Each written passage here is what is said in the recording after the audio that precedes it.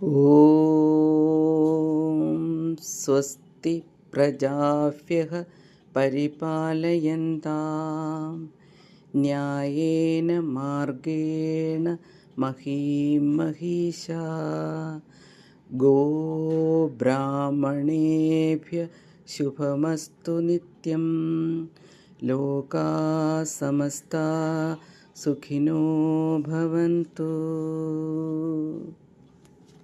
ഈ ശ്ലോകത്തിൻ്റെ അർത്ഥം നമുക്ക് ഈ കാലഘട്ടത്തിൽ ഇങ്ങനെ മനസ്സിലാക്കിയാലോ: പ്രജകളുടെ മംഗളത്തിനായി ന്യായമായ മാർഗത്തിലൂടെ ഭരണകർത്താക്കൾ ഭൂമിയെ ഭരിക്കട്ടെ.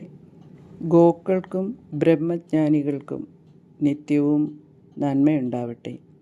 സമസ്ത ലോകത്തിനും സുഖമായി ഭവിക്കട്ടെ. ഗോക്കൾ മുതൽ ബ്രഹ്മത്തെ അറിഞ്ഞവർ, യഥാർത്ഥ ജ്ഞാനികൾ, ആ ഒരു റേഞ്ചാണ് ഇവിടെ പറയുന്നത്. അപ്പോൾ അതിനുള്ളിൽ പെടും നമ്മൾ ഉൾപ്പെടുന്ന സകല ചരാചരങ്ങളും, മനുഷ്യരും മറ്റ് ജീവജാലങ്ങളും.